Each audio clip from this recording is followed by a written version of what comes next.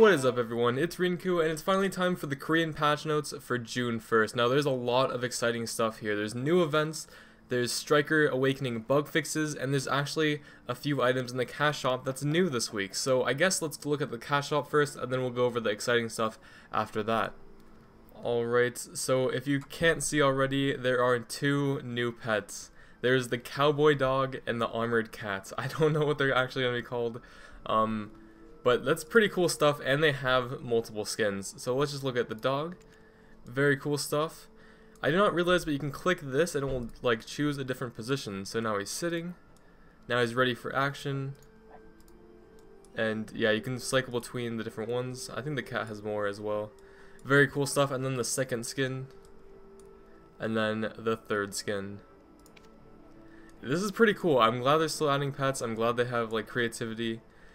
But it's not just one pet, it's two. So there's an armored cat. I have no idea what's up with this guy, but he has the full armor, and I forgot the name of it, but it matches the armor from the horse, I believe. It honestly looks like the horse that I bought when the game pretty much came out. I don't know why he's jumping. Can you not jump? There you go. He does not look very happy at all. There we go. I don't know why it cycles to something random. That was a nice smile there, but you can totally cycle between all of them if you click it enough times. Let's go to the second skin. This one looks so good. It just really stands out. I don't know why he likes to jump. Oh yes, looks so good. And the third skin, probably the way the armor was imagined, like that dark evil theme. But still really cool nonetheless. So I think that's all they added for today's new item section. Just looking over it, I don't see anything else. So I guess let's hop back into the patch notes. Alright, so looking at the events, there are two different events. There's the Marnie's Stone event, and basically you loot the stone samples from monsters, and you gain additional experience. There's also the Golden Age event. This event just gives flat additional combat and skill experience, as well as more chances to farm silver. So they're just increasing rates all around. And the first event lasts until June 22nd, and the other event, the Golden Age, for the additional everything pretty much, lasts until July 3rd. And their pretty much slogan for this is they want everyone to hit level 60. All their things is like on your way to 60. Like all these boosts are like preparing you for level 60, preparing you for the Kama Sylvia, the new content. They want you to unlock your awakening skills, they want you to experience the new stuff.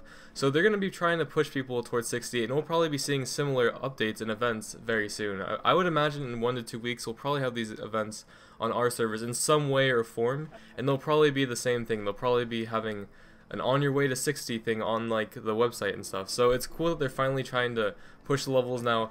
I take that back, maybe not a few weeks, because we don't even have Kama Sylvia yet. Of course they do, so we're still waiting on that, but there was a trailer for our servers, so it's coming soon.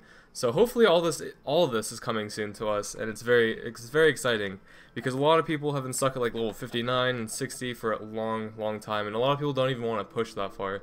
So it's cool that they're finally like raising the gap with these events, and probably honestly I would assume eventually there's gonna be a permanent XP raise. I don't know, usually they like give all the monsters XP maybe up to a certain level, like maybe up to 60 it's increased, who knows, but right now they're just giving events and they just want you guys to be pushing. So yeah, I guess they're probably gonna, and also with the weekly that they released earlier for level 58s, they're probably gonna release level 60 plus only content. Like that's probably why they want everyone to do it. They're probably gonna release more stuff even after Kama Sylvia for 60 plus. New content areas, I'm sure, as well, will probably require high levels and all that stuff. So let's get into the Striker. There's not really much changes on the other classes besides the Striker, and that's of course because the Striker is so new and the Awakening just came out. So there are some changes, and most of them are for the good.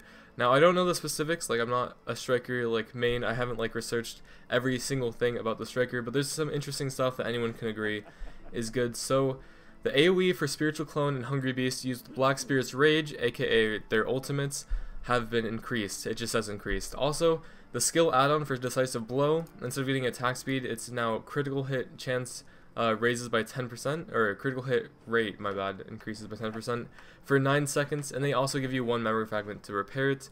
Hopefully all these fixes are just preloaded into our server, but for Korea they had to fix it on the live one, of course, because it's already out. But very, very good stuff. They've also increased their, you can now guard when you get attacked while moving backward in Awakening mode, that you couldn't even guard in Awakening mode before this, like what the hell.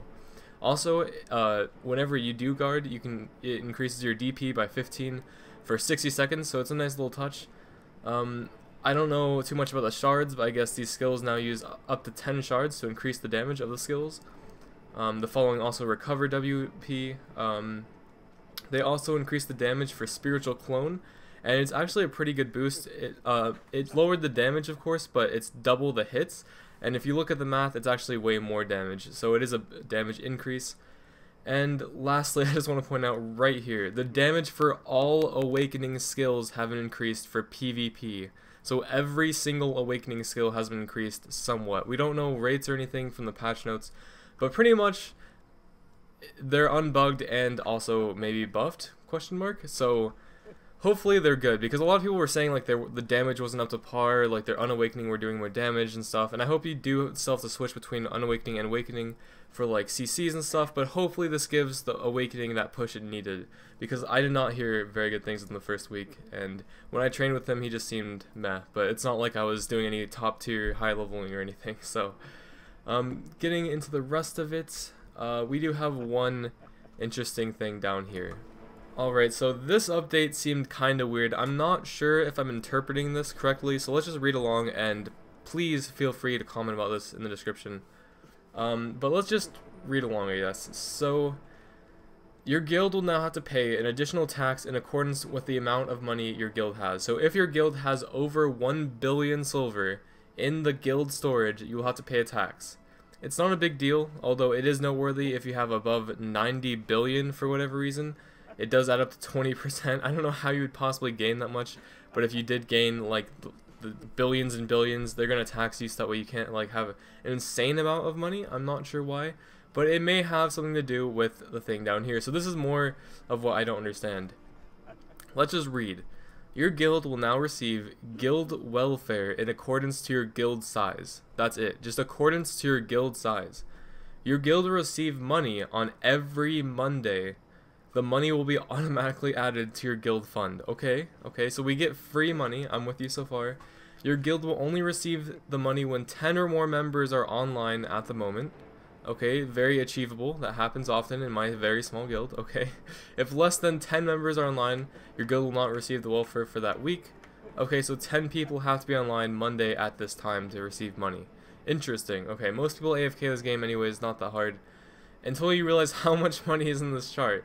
So, you're telling me that if you have 10 people online, your guild will get 1 billion every single week?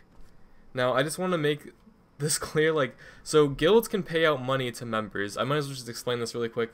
How it works is you can do guild missions, get guild contribution, and every time you get your contract renewed, you can have it increased in money, and that will take out of the guild storage. Now, a lot of guilds don't have a lot of money because they don't do sieges right away, and they're like starting up. They only get money from quests, and quests give like no money. I've been doing guild quests on my small guild, and I've only got 30 mil. And you're saying I can have 10 people online and get 1 bill of silver. Also, if it's every single week, 1 bill of silver is the amount, is more than you need to even pay every single person in your guild full amount that you could possibly give, which is 5 mil a day. If they've worked and renewed their contract enough, you can pay every single person in your guild 5 mil a day for every single day for 7 days a week, and you'll still have money left over. And the fact that it increases with your size, 4 billion is enough to pay 100 people 5 mil a day every day for a week, every week, because you get paid every week and still have some left over. So I'm not sure what the point of this is, but like I said, this has to be a typo or something, right? I'm just thinking out loud, but if this were true, basically everyone would want to join a guild because every single guild would be paying their members 5 mil every single day. There's no mention of increasing the max amount of 5 mil, so I don't think we're going to be able to pay like more than 5 mil. And if it's 1 to 4 bill, then you can definitely pay every member that much without a question and still have money. You'd still be gaining money. So I'm really not sure. That was my 3-minute rant because like just what I'm reading does not make sense. I don't have a guild in Korea, nor do I think I could really test this. I mean, I would have to get like 10 people, so I don't think I can really test this on the Korean servers, but I mean, maybe it's a typo, and maybe it'll come around our servers, and maybe their silver is not as much as I thought it was. Maybe there's some conversion rate I'm missing. But leave it in the comments. I thought this was interesting. So I'm just going to leave this whole thing in there because I have no idea how I would even search for an answer for something like this. But it's an interesting read. Now finally, something I just want to point out. Something that's really cool and I wish was around when the game released. It says right here, I didn't understand what it meant at first, but I think now I do. It says a new menu for UI where you can check your character's records for monsters killed, items gained by fishing, and rewards received has been added. Now I thought it was just adding some like information in your chat log or something, but no, it's under UI. I think it's a menu where you can see like, oh, I've killed 10,000 pirates or something. If that's the case, that is awesome. There's titles in this game where you have to kill a certain amount of things or catch a certain amount of fish, and if that's a marker to see how close you are to getting the next title, I think that's going to be really encouraging for some of us to actually go get these titles, because how am I supposed to know how close I am to killing 10,000 fucking pirates, or whatever the title is? That was just something I made up. So I think that's really cool, and especially for completionists that like to get knowledge and stuff like me, I think it's a great addition. So yeah, I think that's it. I think I covered everything. Like I said, I always miss some things in the patch notes. I'm sure some people will agree. Like I'm sure I've missed things in the past, and I'm sure I will miss things in the future.